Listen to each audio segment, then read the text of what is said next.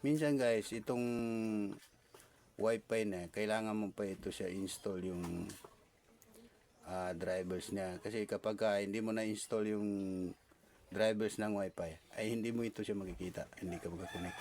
Pati yung drivers ng speaker, lahat hindi mo rin siya makikita. So, tingnan natin ito. Ito pala guys, hindi na po tayo gagamit ng wifi. May LAN cable man ako doon. Yun na lang ang gamitin ko. Kunin ko muna. So, ito po pala yung kuhan ko guys. LAN cable. Lagyan lang natin dito.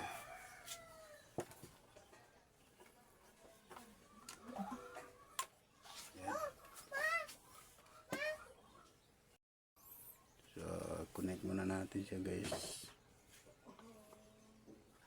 Yan. Okay na. May connection na po tayo. So dito guys, ito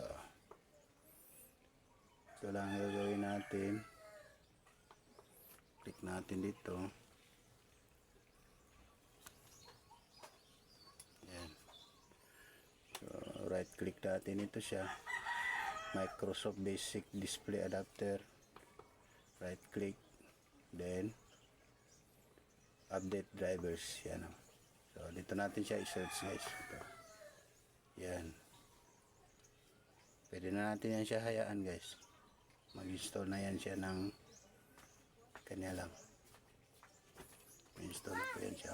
Downloading na po siya guys. Tingnan natin. Ito po yung mga importante sa laptop, yung drivers. Kailangan po niya, lalo na kung mga laptop niyo ay gaming. So, problema yan pag hindi na-install yung video card drivers niya. Hindi po mapaplay yung mga games niya. Pag mawala yan.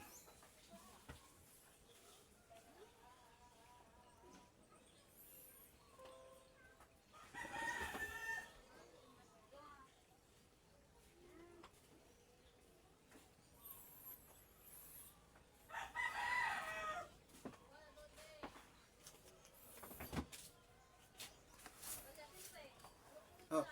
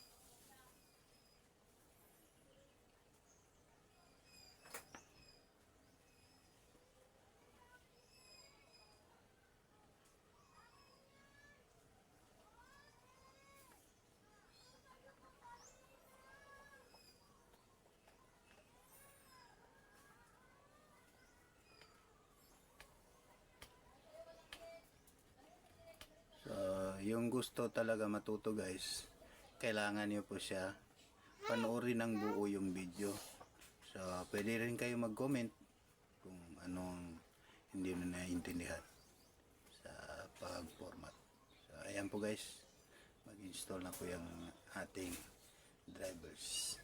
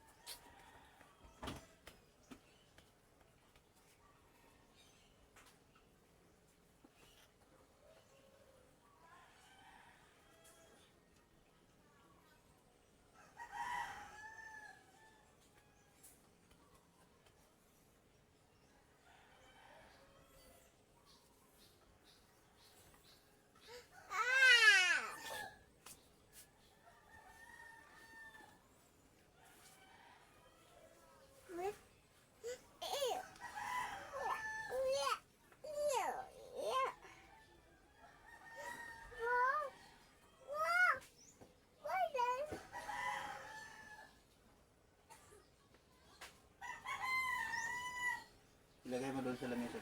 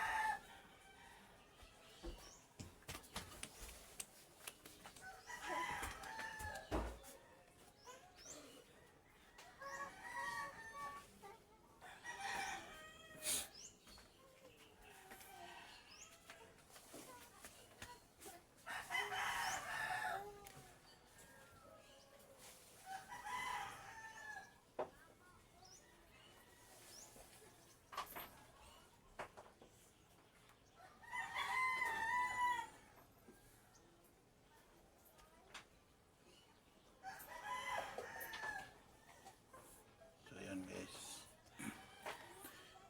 Ayan. Nagtikipik na yung drivers na in-install natin. Yung display o video card driver.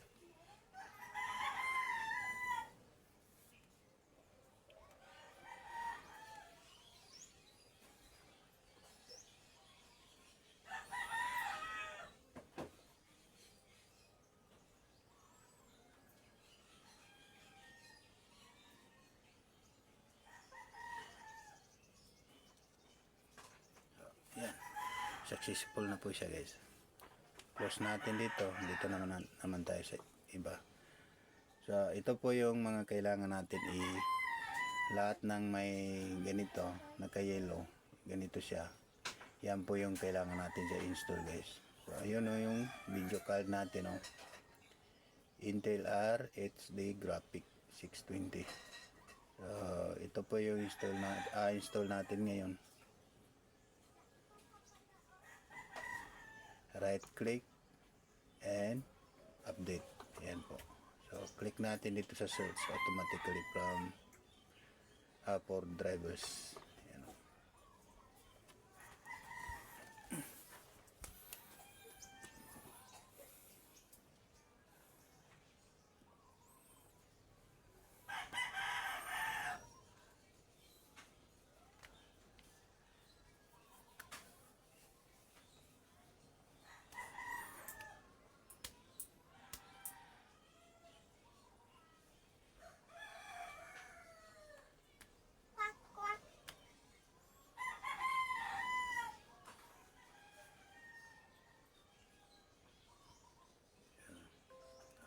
Okay na po yun siya guys.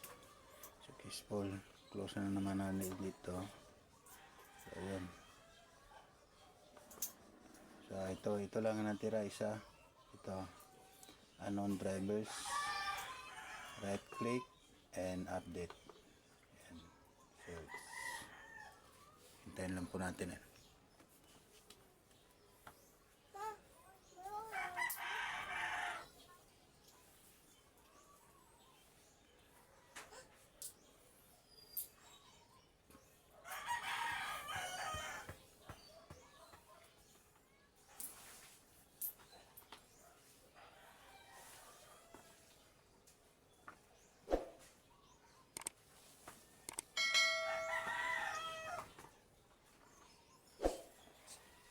So ayan guys, tapos na po siya.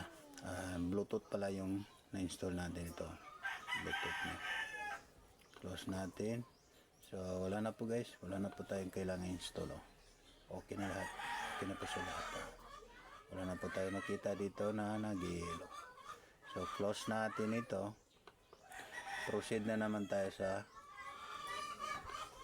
mag-install po tayo dito na kasi gagamitin ito sa depende po kasi sa kung saan gagamitin yung laptop, sorry guys, sa mga tools o drivers na inyong o application na inyong i-install.